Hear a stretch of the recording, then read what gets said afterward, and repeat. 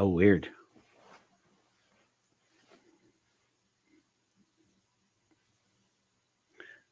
It loaded only me into the screen, but then didn't like loaded me only into like part of the screen. There we go. Welcome to Linger Longer. This is March 9th, 2025. It wouldn't be a service of the Church of Korihor unless there was something screwing up somewhere. It is live. That's what you know. That's what you need to know. But here we are. Yeah. Hey guys, I wanted to thank you for coming out to Godless Sermon today. You guys know that the link is in the description. Those people who want to join us, yeah, and talk about sermon, talk about anything that you want to talk about, including guests. Hello, Jules. This is good to see you. Sorry, it was weird this morning. I changed the time at the last minute and didn't realize that I had not told anybody that I was changing to 11 o'clock. So, yeah. Got people joining in at some point during the sermon, because by the time I actually got back from my script over to the page, over to the StreamYard studio, that's when I discovered for the first time, oh, people did come. People, I thought I was preaching to myself, or to the future, You know, I'll never forget the first time that I really heard anyone chanting the phrase "the future is female." I was at Sunstone, which is a Mormon thing. Well, it's as much an ex-Mormon thing as a Mormon thing. I was at Sunstone filming for Kate Kelly, who was at that time the head of Ordained Women.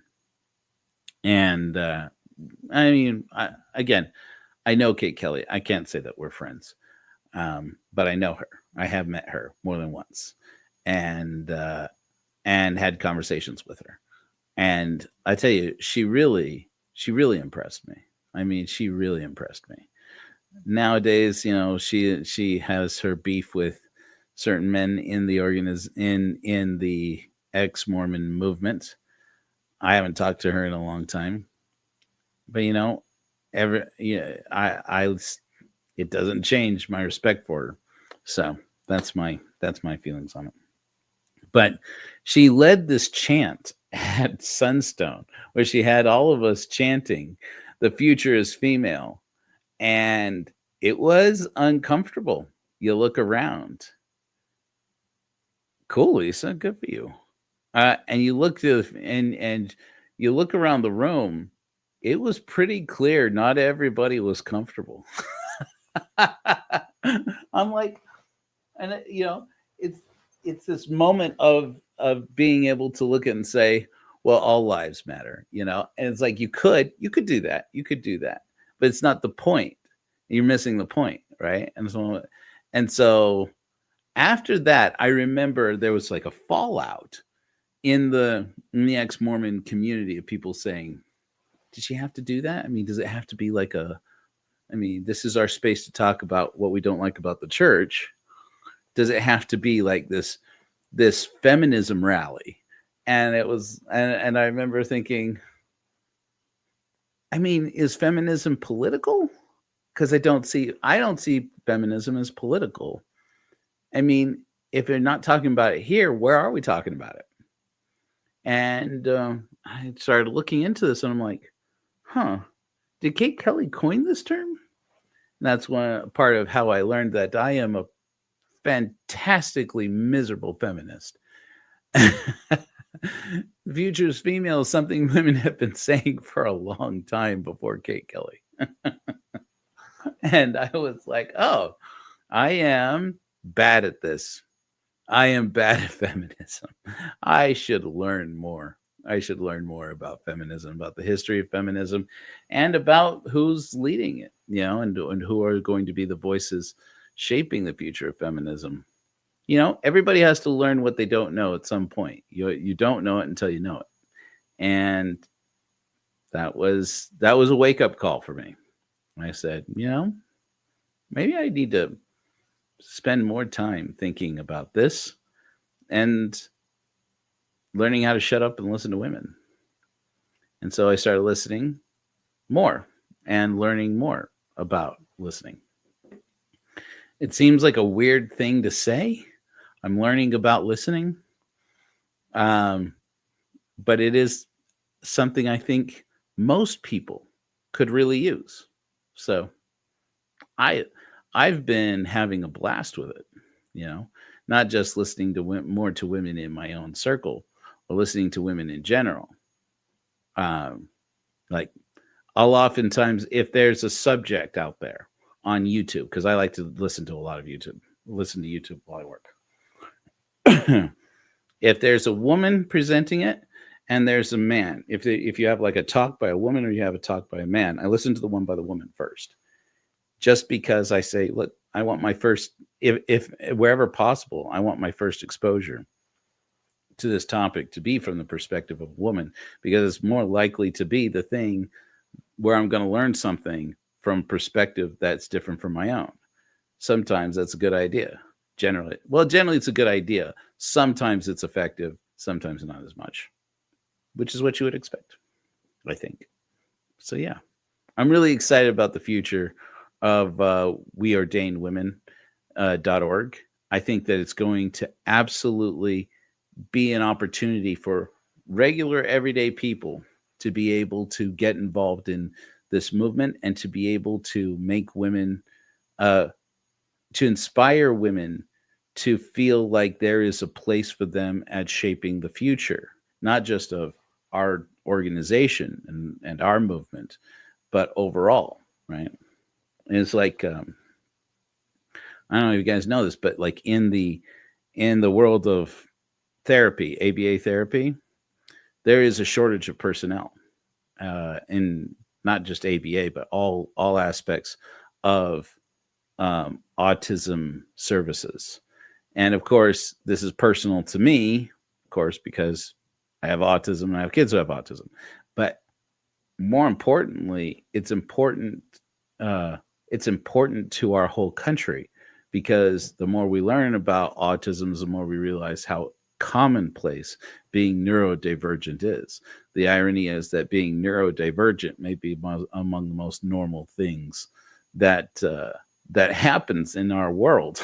This may be just another way of describing what it means to be human, especially if it turns out that CPTSD is the same thing, or on the same spectrum, and that depression is somewhere on the spectrum. Well, shit, man, that may be all of us. Just about. It may be that being neurotypical is more than anything just being really good at masking. And that's a prospect that's both exciting and terrifying to me at the same time. So, yeah. Anyways, so we got people coming in from all over. You guys are welcome to weigh in the chat. How did you feel about the schedule change? Is 11 a.m. not the right time? I mean, that's the question. Because, like, I mean, after, did we start at 11 last week too? I don't remember.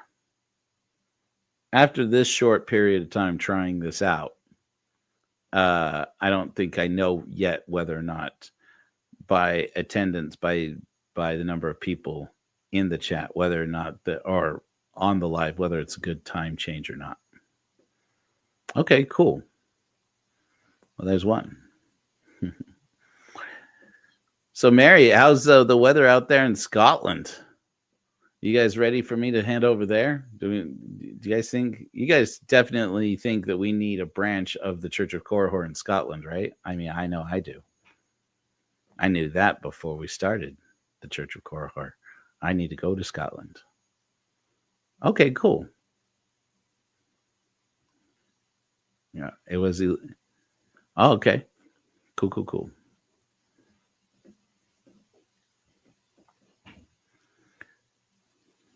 We got it. Did you guys see that we got a hater in our comments at the end of the sermon? I don't know who that was. Some troll. Did they not make it over? Did we not bring any of our trolls over? Trolls, weigh in the chat. Hop it. Better yet, click on the StreamYard link and hop in the box. Let's fight. Yeah, it's weird because like I've tried a few times now to start up lives where you do something similar to the line, similar to you know, calling an atheist, um, like the oh, what was it called before there was the line? What was it called? The atheist experience, right? Nice, nice. Uh, You remember like Matt Dillahunty just ripping into people, and I loved it. There's one where Jacob Hansen apparently called in to the atheist experience. You guys remember that? Oh, it was pretty good. Wasn't it Culch who made a video of that? So fun. Now, but see, the thing is, now when I try to do it, people bail from the live like right away. They're like, "Oh, really? We're gonna fight with people? I don't know." You know, and it's like, "Oh, okay. This may not be this may not be our thing." You know, but yeah, it's been part of my plan for a while now to start doing some debates where I just go and debate with other people, uh, and I don't know why I said it that way, as opposed to sitting here debating with myself, I guess. Um, but I do pretty well with debates, and you know, but I've been discouraged to see that a lot of people who are really good debaters are telling me that you know, after doing so many of them, they just hate them. They don't think of them as fun anymore, and it's just really discouraging. I'm like, all right, I would do it all the time. Maybe it's just that I'm not the one doing it. But I also think, you know, again, this goes back to the feedback I got on the title of the core horror argument. Some of you were around when I mentioned this before. But I titled my book, the first book I wrote back when I left the church, as the core horror argument. And then I was curious why women. Hmm, that's a good question, Kim. Let me answer that here in a minute. Uh, that I asked women particularly. I'm like, I tried to make everything about this book try to appeal to women, like from the colors to what was on the cover to you know the blurbs on the back or whatever it was, the summary on the back or whatever. Because women buy more electronic products and women buy more books than men do. And I'm like, well, more women think that this. What did I do wrong? What do women not like about my book, or do they? And I just don't know. And let me see if I can find it and pull it up.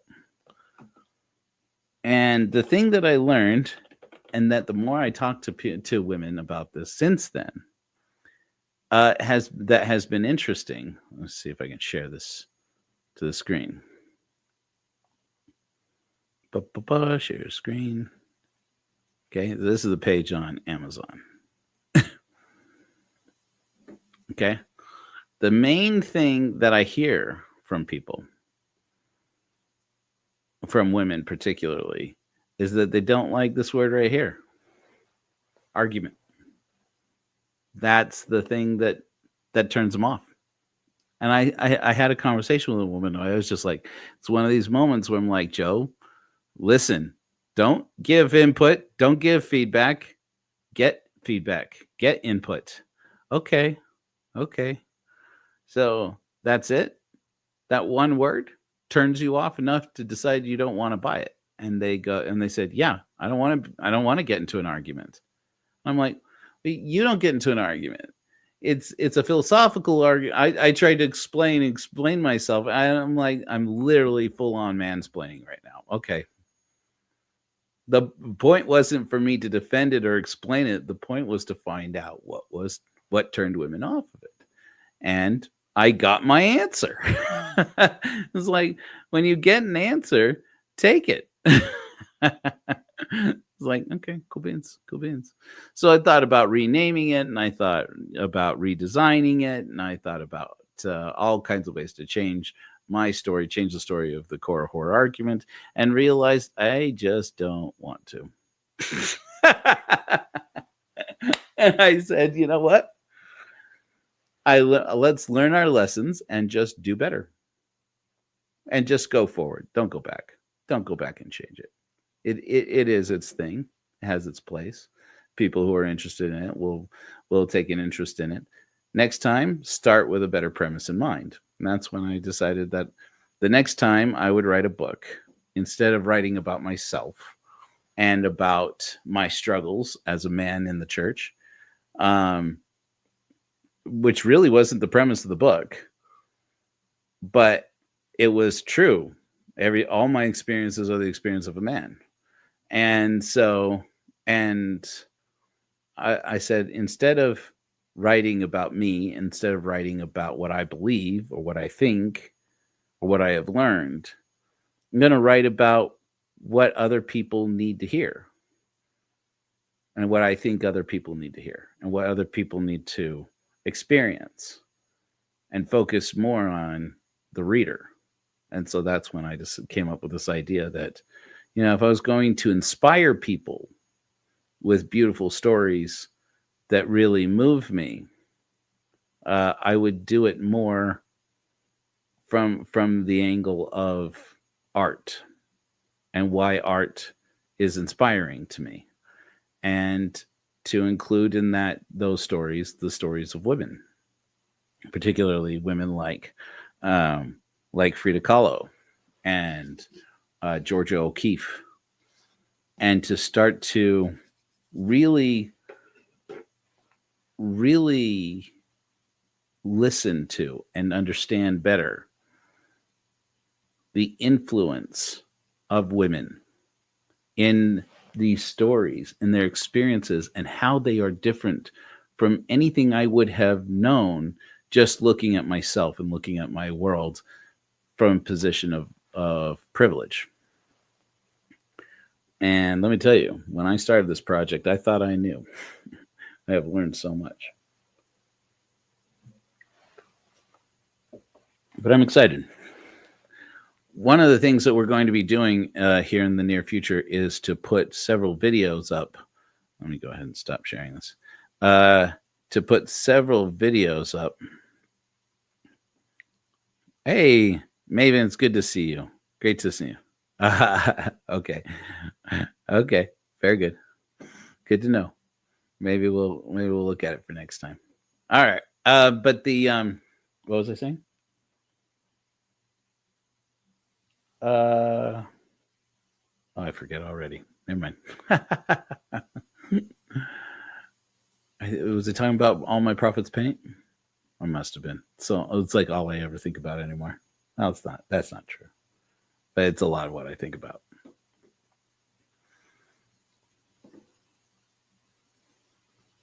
Boom. Closing some windows. So yeah, but this has been good. One of the interesting things about the prospects for debates. So I've been talking about videos with women. I'm sure I wasn't talking about that, Jules. I was going to make a lesbian joke there. I was going to make a porn joke. I'm not going to do it. I'm not doing that anymore. I'm being less toxic.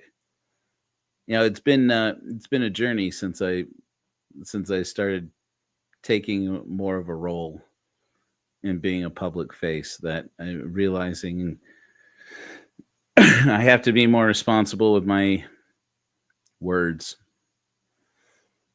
And while my sense of humor is one of the better things about me, it's not always welcome.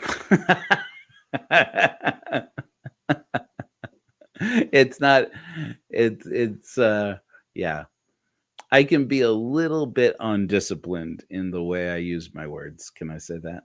And it hurts me and it hurts the movement. And so I have to be more responsible with my words. So I'm trying to become better. It's like Unholy. Do you guys remember Unholy? I almost never play that one on sermons. Let's listen to it now. I love this one. This is the second hymn I ever wrote. I was listening to it Friday with JoJo. I'm like, let's listen to this one. And I just, I had to crack up because he started dancing and I started dancing.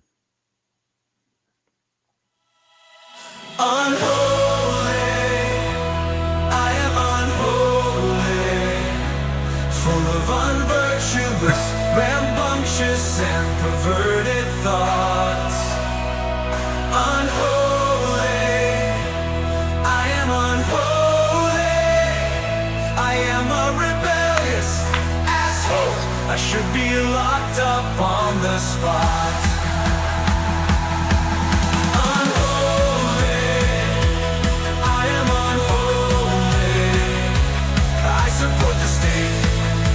Fascists overthrew it for God. Unholy, I am unholy. I even eat meat, though it's murder 'cause I like it a lot. But I'm trying, oh I'm trying to become better, though I suck it, that makes me better than God. Unholy, I am unholy, full of rebellious, rambunctious, and perverted thoughts. Unholy, I am unholy, I am a rebellious asshole. I should be locked up on the spot. But I'm trying, oh I'm trying to become better, though I suck at it, that makes me better than God.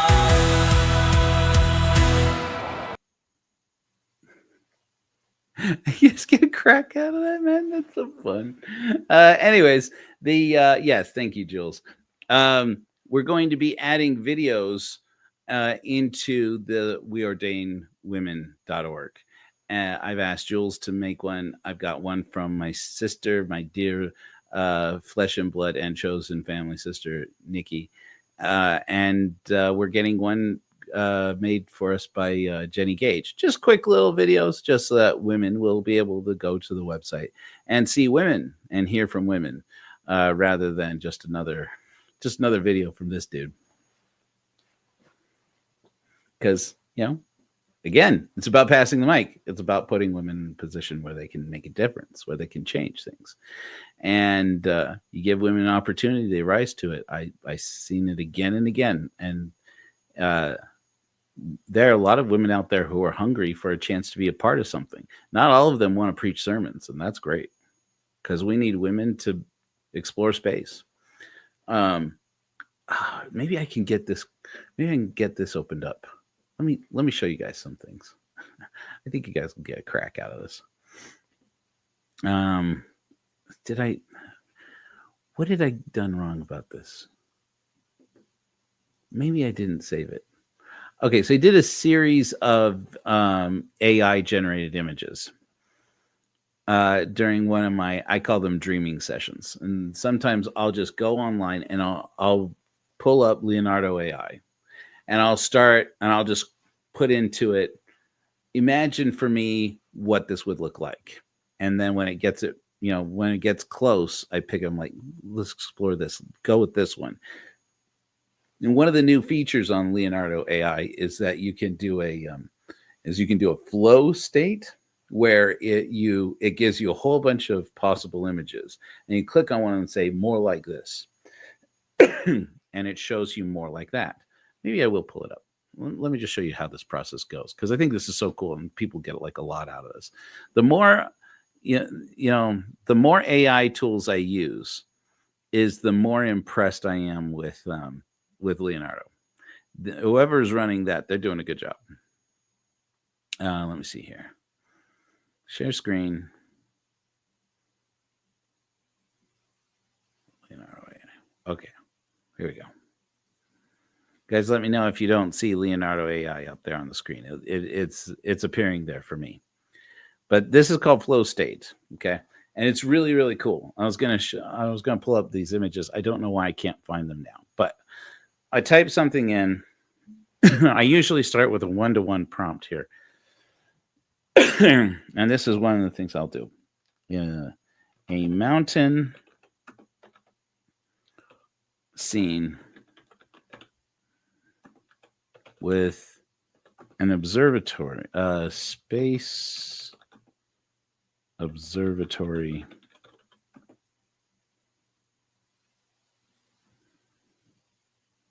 and dormitories. Something like this, okay? And just think about this, okay? What if one of the missions of the Church of Korihor was to go out and create a whole new wrinkle in education for astronomy? And say, instead of just going to a university, because once again, in our near future, going to college is practically a thing of the past. I mean, it was already bad when it was just impossible in America to pay for it and to be able to pay off student loans. But when as soon as you do away with the Department of Education, literally nobody knows how much harm, how much damage it will do to education. So it's like, okay, so basically we need to think up a future where going to college is a thing of the past and getting a college degree. I think it's stupid. I think it's a bad idea, but thinking up something new, well, that could be exciting. We could turn it around and make it into something exciting. And so it gives you all these different choices of things. I love these ones that are like origami. I think those are so fun. But I usually wind up coming up with something that's got more of a photographic quality or a painting quality. These ones that are like in watercolor, those are fun too. Anyways, so let's say I take one of these and then I say, yeah, more like this one. Ooh, I like this one right here. And I just click more like this. And then you'll see that it sets up a whole bunch of parameters over here. It's like the vibe is none. The lighting is film haze. The shot type is none. The color theme is deep teal. I can change those if I decide, well, yeah, I liked that one, but maybe not the deep teal, right? Or something like that.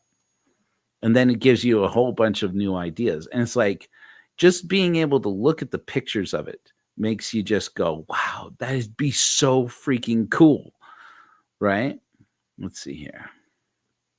Yeah, like this one right here. I mean, can you imagine something like this? It's like, what goes on there? Who lives there? Who says to themselves, you know what I'm going to do? I'm not going to pursue a normal career. I'm going to get ordained as a luminary in the Church of Korihor, and I'm going to go move to that observatory, and I'm just going to spend all my time doing research. I mean, how cool is that? I like this one. That one's pretty dope. Boom, boom. But it's like, it's just a way to spend. If you're going to spend your hours doing something, instead of doom scrolling, you could just spend time doing this. And let me tell you, I can pass 2, 3, 4 hours doing this. I really shouldn't because I got a lot of work to do. But sometimes it's just so much fun. Let's get out of deep teal. Let's change the color theme to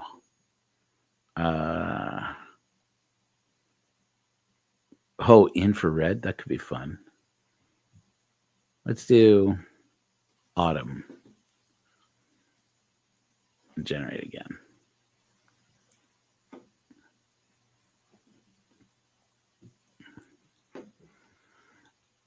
I mean, look, where would be a better place in the world than this one? Oh, I love this. Look at that. Fun. Where would be a better place to do a mission, to create a mission like this than Utah, where we have all these mountains? I mean, can you imagine how cool that would be? Oh wow, look at this. That's fun. That's really taking the dormitory thing to a whole new level. See, that's just what I'm talking about, though. Sometimes letting AI participate in the dreaming, it comes up with some really cool things, and it just makes you, and it kind of acts like this brain pump that goes, yeah, that's a great idea. There's some things that I didn't consider before, and you can see them visually rather than just talking about them and thinking about them. I don't know. I don't think this is how we would do it, but it's interesting to look at and say, well, I don't know, that could be fun. Yeah, see, now that's more like it. I would imagine that if we were to have a mission like this, we would have private bunks for people, private quarters for people.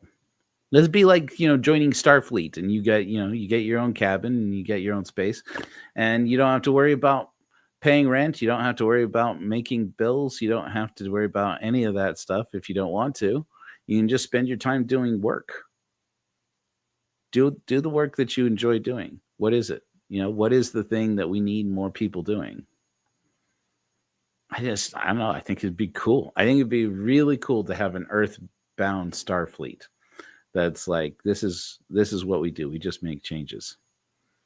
Hey, New Mexico's a great idea, Jules. That's actually a really good idea. They have tons of observatories down there, don't they?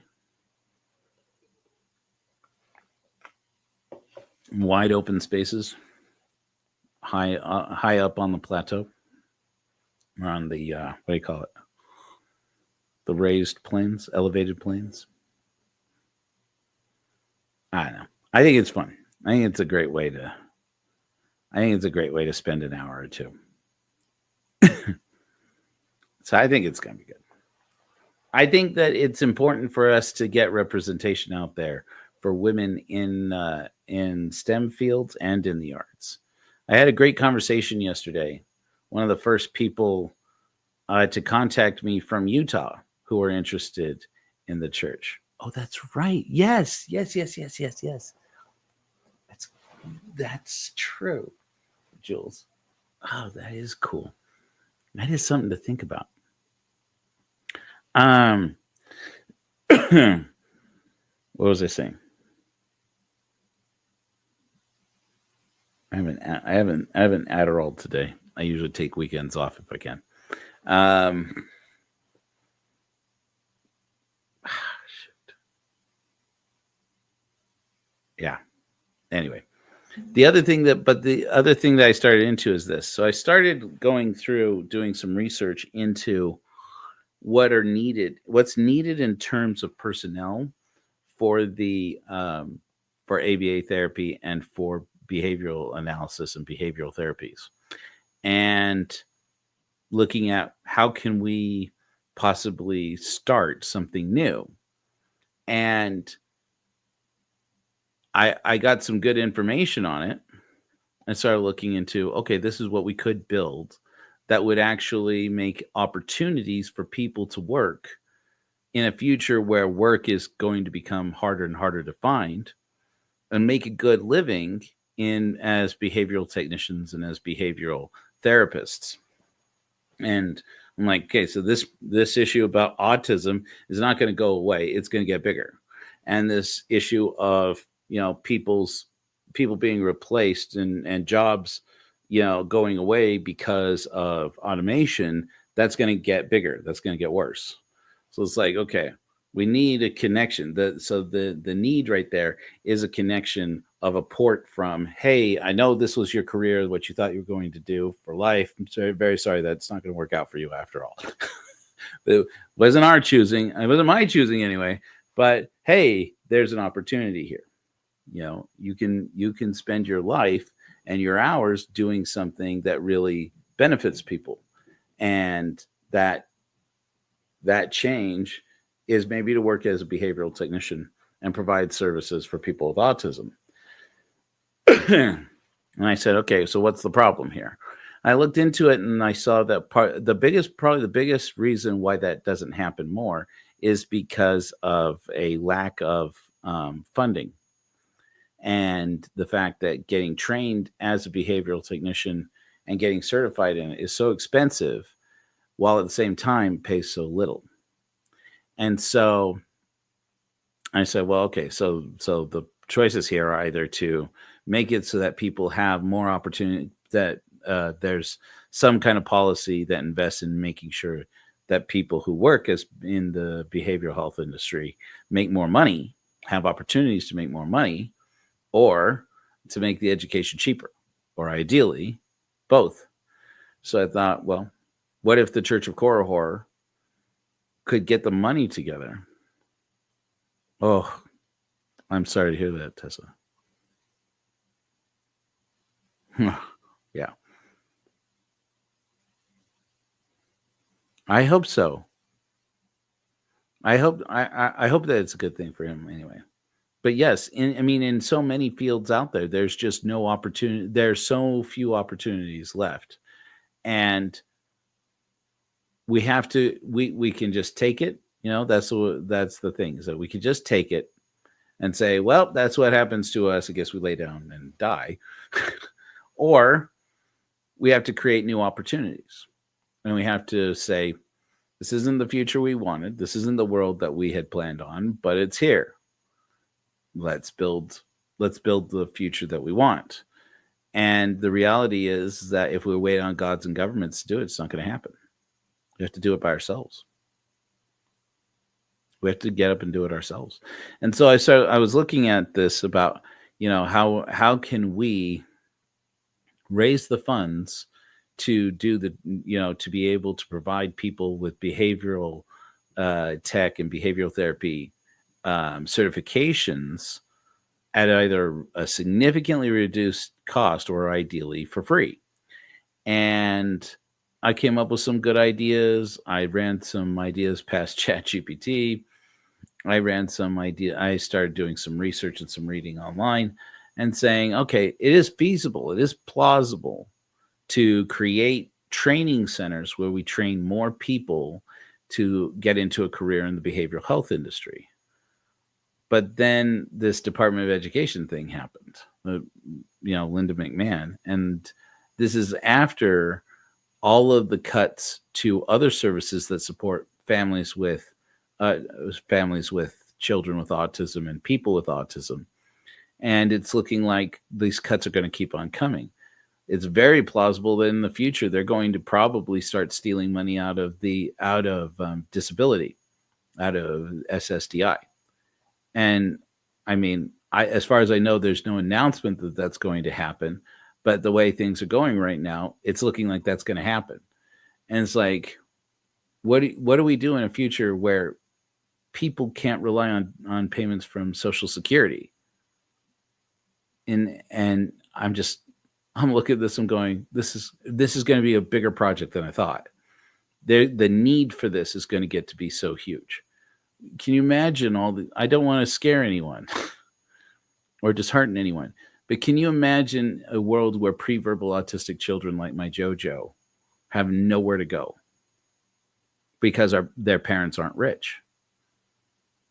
And the answer will always be from one side of the social order, well, let's just make everybody rich. I mean, even if that were something that conceptually could work, why hasn't it worked so far? They're doubling down on it, while the rest of us are just going to have to live with it. If we don't change something, who will? It's going to require us coming in with a new wrinkle, with a new idea.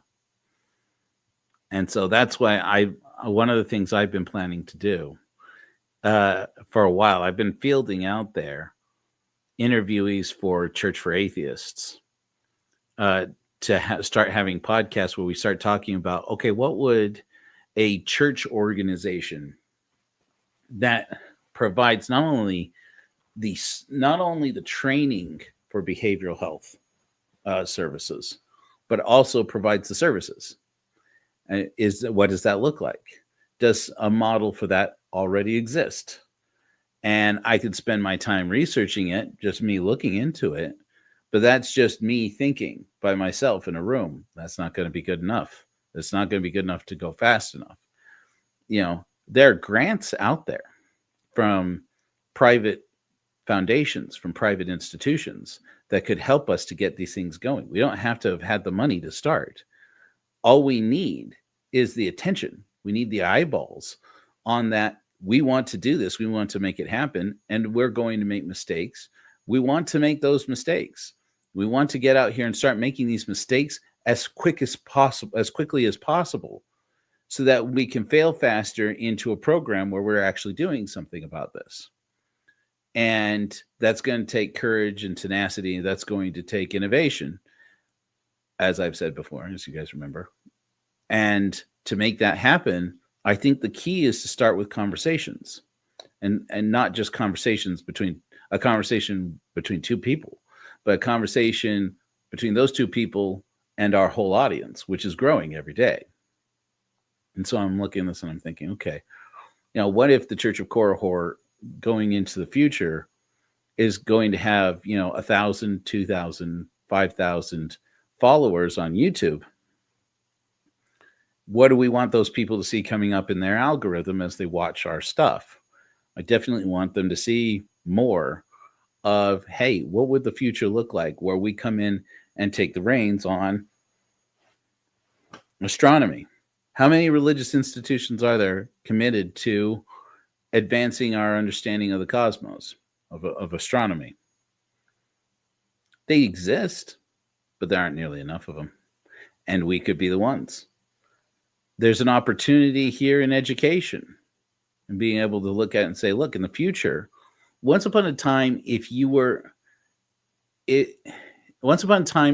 educated person who knew the theories and philosophies of the Greek philosophers, ancient Greek philosophers, that meant that you were educated in Baghdad.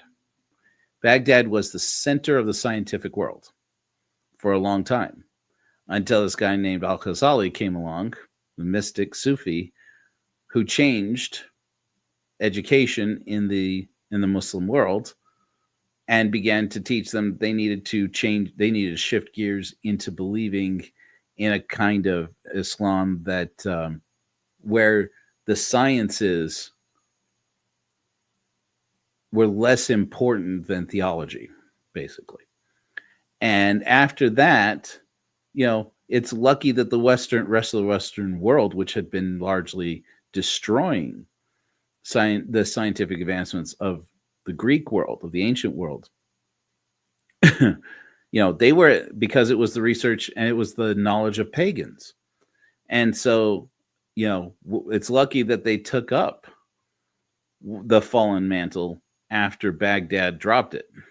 Otherwise, most of the university system that we understand now wouldn't exist, and we wouldn't have the learning and the thinking of these ancient philosophers as the basis for a start for the future of science and of philosophy. But it's like it's wild to me to think of that. It's like before these institutions of higher learning were created and the system, nothing like that existed really. It was like it was at some point it was a whole new wrinkle. And today we have lots of institutions of learning that are based off of religion, that are supported by religious organizations. That's true. But do they, what limitations are placed upon them by the fact that they are religious institutions? It means that something that is offensive to God probably doesn't get the attention that it needs in that system. What is offensive to their gods? Well, you look at, again, they're succeeding at this point probably of getting rid of comprehensive sex education in public schools. If they could have it their way, I think that the current existing, I know that I did a lot of reading, a lot of research on Hillsdale College and what their efforts have been like. They've been trying, Hillsdale College in Michigan has been trying to get rid of public education for decades. And they've been set back and set back and set back. And largely that's because they're stupid and they make mistakes. But they also, cool.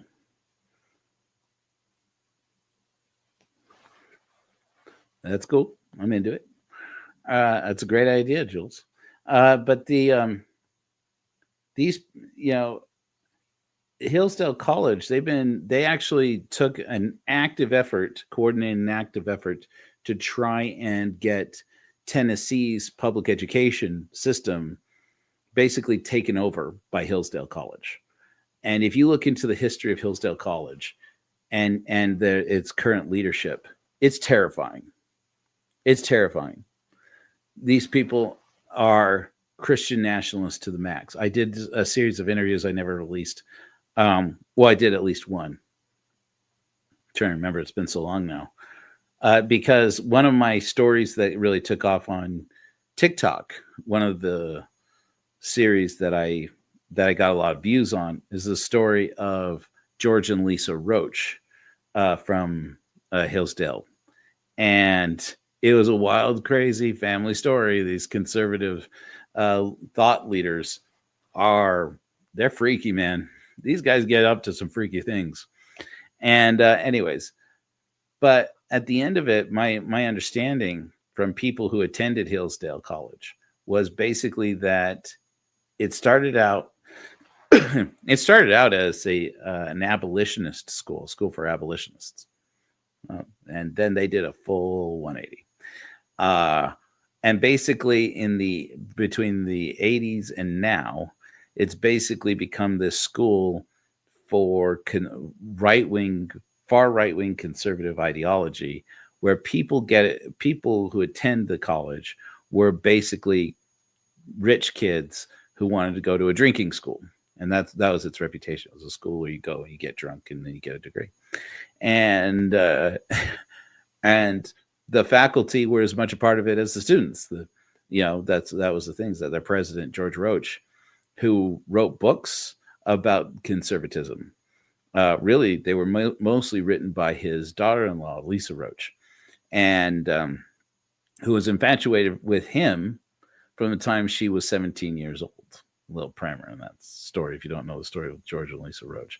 But yeah, she's gone now because in 1999, she revealed to her husband and to her husband's family, the Roaches, that she had been sleeping with her father-in-law for the better part of 20 years. All that time, they were the ones writing these books about, family value, the nuclear family values and stuff, and publishing them under George's name. And she had been this, infatuated teenager who went to Hillsdale College basically to marry this older man, but he was already married. And so she married his son instead. She would brag to people about this. She was like, I came here to marry George, but he was already taken. Apparently, he's not going to ever leave his wife. So I guess I settled for his son. And she would say that in front of his son, Ivy. We called him Ivy for 4, the Roman numeral for 4, right? Because he's George Roach the 4th, and she's the mother of George Roach the 5th. And and she would say that in front of him. And people get really uncomfortable. Like, Lisa, he is sitting right there. Yeah, she liked it. And then her father-in-law, then George, left his wife and married a woman, I think, several years younger than him. It's like 20 years younger than him. And a woman from a completely different place. Nothing to do with the college at all. Anyways. And then that day, the day that he collapsed because he had an adverse reaction to his insulin, and it was looking dark for a minute there, like, King George, as they called him, was going to kick the bucket. She decided to use that opportunity to announce that they had been having an affair for 2 decades.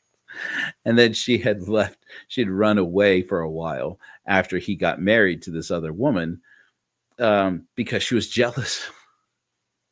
And it was like, the family scandal is the weird part of it. But the bigger scandal was all that time, George Roach basically innovated a new system of fundraising for religious schools, religious universities, by holding conservative, basically political rallies for the uber wealthy, not for the general populace, but for the uber wealthy. And these political rallies, were branded as special, scholastic events at Hillsdale College, but, it's an opportunity to hobnob rich people to rich people. And that's how they got all, and that's how they continue to get rich kids to come to their school. And with either private institution loans, so not federally backed, not Department of Education backed loans, but ordinary banking loans, or as is apparently was often the case, just mommy and daddy's money.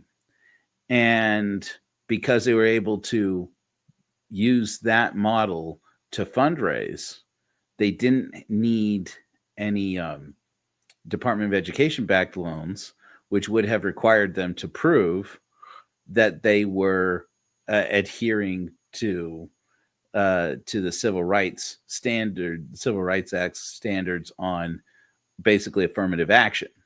Now, there's no actual quota anymore. That was ruled there for a while. There was a quota that universities had to meet in terms of people of color that they accepted to the university. But the Supreme Court decided a long time ago, it was back in the 70s, I think, that that's unconstitutional, even if it's in the law. And so, but they have to at least show that they are trying to make opportunities for people of color to be able to have the same opportunities. Well, that's now been that whole concept that you need to show that you are actually making an effort to not discriminate against people of color is now what they're calling DEI. I mean, DEI, diversity, equity, and inclusion is its own thing, and certainly it is related to overcoming discrimination. But in and of itself, it doesn't encapsulate every effort for the civil rights movement. You don't have to, and basically the civil rights, this anti-civil rights theology has now become this anti-DEI branding, and it's just become a catch-all to put an end to all the progress that has been made when it comes to civil rights. And so it's like it's remarkable to me to think we just in the course of 20 years we went from this was the crazy kooky thing that some nut job out in Michigan would dream up with a bunch of rich kid students getting drunk at his school, and now is like our plan for the future. And these people are taking over. Okay, once again, you can get discouraged by it and say, well, I guess that happens to us, and lay down and just let it happen. Or we can change things. We can turn it around on them, turn the tables on them, and say, well, if a church can come in and by its own standards decide what the future of education looks like, we have a church of our own. We'll do it ourselves. And how many of those am I personally going to start? Probably none. Why? I'm a college dropout. I'm not the person. I'm just creating the space for us to say, let's get some people in here who are experts. Who's the new Nancy Grace Roman? Who is the person who's going to lead the way? Let's find them. Let's start having these conversations.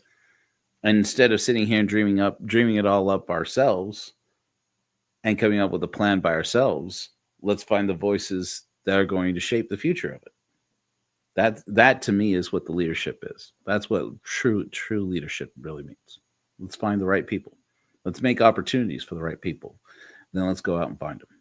That's what I'd say. Well, you guys, it's been great. It is now close to 1:00, and I haven't eaten yet today.